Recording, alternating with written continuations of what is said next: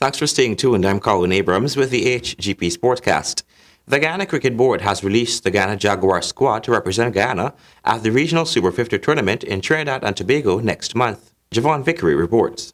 The Ghana Jaguars are scheduled to depart on Sunday after an exciting competition in the 2018 GCB CGI Jaguars 50-over league. The selectors have made their golden picks to represent the Ghana Jaguars based on their performances from all 8 franchises.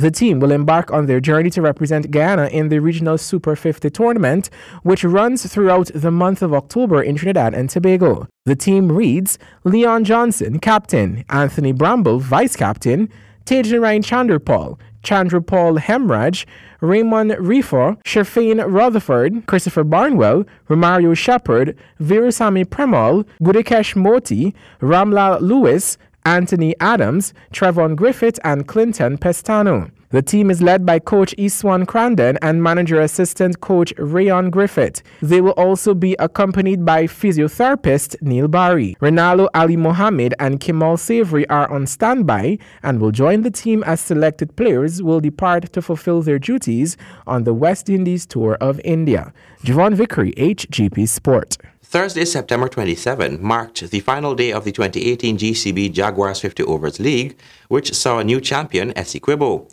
The team has emerged the most instrumental, having lost only one game in this tournament. The final match took place at the Bushlot ground, in which Essequibo faced West Berbice. Essequibo won the toss and decided to field. West Berbice took to the crease and mastered an exceptional 278 for 5 in their 50 overs. We saw 2 half-centuries from Gudikesh Moti 84 and Javed Karim 74.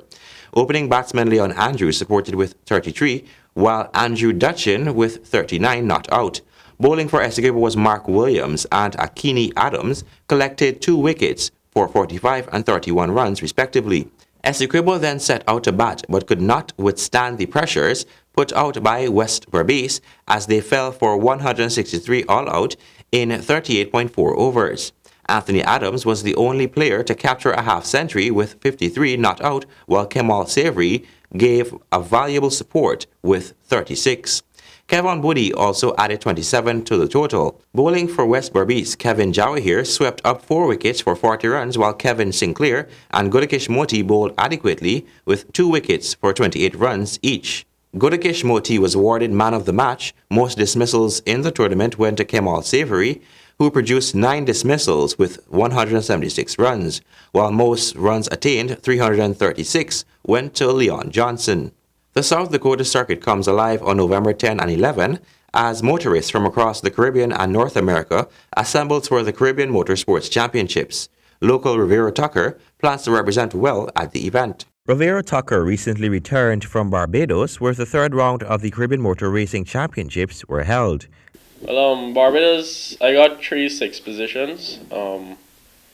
Barbados was not what I expected. The bikes arrived late, and my first practice session with the bike, well, it was a new bike I recently acquired. So it was a new bike and a new track, and barely enough time to get to know the bike and set it up. So my practice was actually in qualifying, and I qualified 7th, and in the race I got 3-6. So I managed to beat 4 Bajans, but yeah, that was it. For the CMRSC, Tucker will be participating for the first time in the Caribbean Superbike Championship, where he is 8th of a championship consisting of 44 riders. He said his brother Rene Tucker will also be joining him on the track. From the last meeting, we had limited bikes on the grid, and we needed some riders to be in the race. So when I asked him, and he said, yeah, let's go ahead with it. And when he came, we ended up getting enough bikes for my class. So now a street bike was formed. A street bike class was formed. So we had like 8 bikes in that class. And my brother went out for the first time, never ride a big bike before. And he went on it, and he got 2 firsts and a second, right? So right now he's leading the championship in the street bike class, and I'm 2nd in the stock bike class.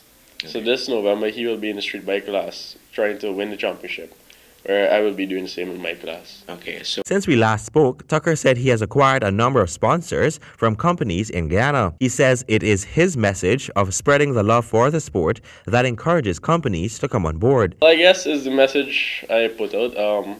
I'm not looking just for the racing. I'm looking to bring the message of racing across to locals. Try to get more locals into the racing scene.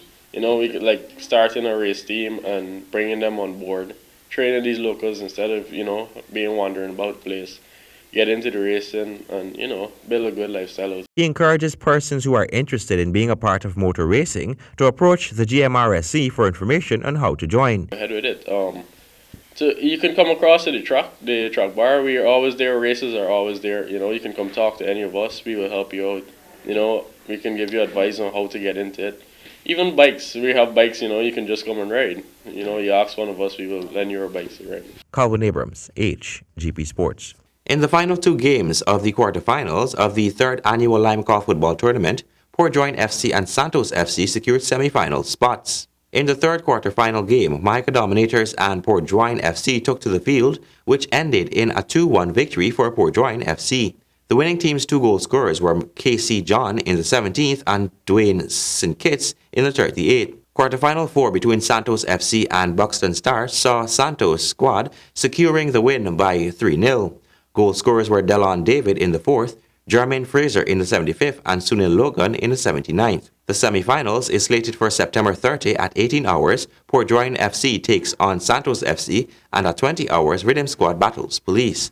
The finals will be on Friday, October 5. And finally, Serena Williams will miss the China Open and may not play again for this season after her controversial US Open final defeat by Naomi Osaka. Serena and her sister Venus were not in the draw for the event, which starts in Beijing on Saturday. At the US Open, Serena was given a code violation for coaching, incurred a point penalty for racket smashing, and was docked a game for verbal abuse. It is likely that the 37-year-old will not play again in this season. Williams denied being coached from the stands, even though her coach admitted to the media that he was indeed helping the player by sending her signals. After being punished for coaching and racket abuse, she called umpire Carlos Ramos a liar and thief. She was later fined $17,000 for a code violation. Calvin Abrams, HGP Sports. And that is the end of our sportscast for today. Remember, if your dream is big enough, the facts don't matter. Have an enjoyable weekend. Goodbye.